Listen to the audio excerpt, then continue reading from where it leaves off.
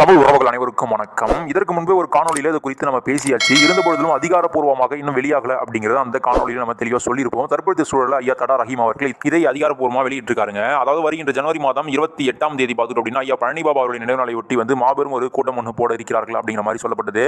So இதை அண்ணன் சீமானவர்கள் பங்கு பெறணும் அப்படிங்கிற மாதிரி அப்பொழுதுக்கே அண்ணன் சீமானவரிடம் சந்திச்சு பேசி வரவேற்பு அப்படிங்கிறது கேட்டிருந்தார் அப்படின்னு சொல்லியிருந்தேன். தற்போதைய சூழல் அண்ணன் சீமானவர்களும் வருவதாக ஒப்புக்கொண்டார் அப்படிங்கிற செய்தியும் இணைந்து நடத்தப் போகிறார்கள் அப்படிங்கிற செய்தி வெளியாகி இருக்குது. ஸோ இந்திய தேசிய கட்சி சார்பாக மிகப்பெரிய அளவில் கூட போகின்ற இந்த கூட்டத்தில் அண்ணன் சீமான் அவர்கள் மாபெரும் ஆற்றப் போகிறார் அப்படிங்கிறது தெரிய வருகிறது. ஸோ பழனி பாபா அவர்களுக்கு சொல்லி தனியாக பாசறையும் இருக்கிறார்கள், அவர்களுமே கலந்து கொள்கிறார்கள் அப்படிங்கிறதுனால அதிகளபடியான இஸ்லாமிய உறவுகள் நாம் தமிழ் கட்சி பின்பு திரள்வதற்கு மிகப்பெரிய ஒரு ஊன்று சதியாக அமையும் அப்படிங்கிறத நம்ம பார்க்க முடியுதுங்க. ஸோ அதே சமயத்தில் மற்றொரு பக்கம் பிப்ரவரி 5ஆம் தேதி ஈரோடு இடைத்தேர்தலும் வர இருக்கிறது அப்படிங்கிற செய்தியும் வெளியாகிறது. அதையும் நீங்க கவனிச்சிருப்பீங்க.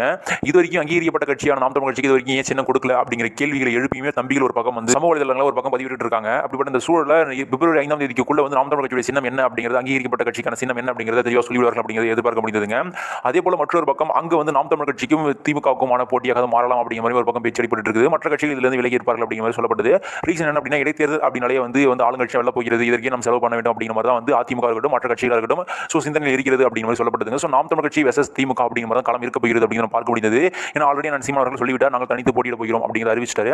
ஸோ இப்படிப்பட்ட அந்த சூழலில் இஸ்லாமிய அமைப்புகள் ஒன்றாக திரண்டான சீமான் அவர்கள் பின்பு திரள்வதற்குமே மிகப்பெரிய வாய்ப்பாக அமைய போகிறது ஜனவரி 28ஆம் தேதி அப்படிங்கிறத பார்க்கிறோம். ஸோ இதையெல்லாம் பற்றி உங்களோட கருத்தில் வரவேற்கப்படுகிறது மக்களே. மீண்டும் ஒரு நல்ல காணொலி சந்திப்போம். சரியான கருத்தால் உலகை படைப்போம். நன்றி, வணக்கம்.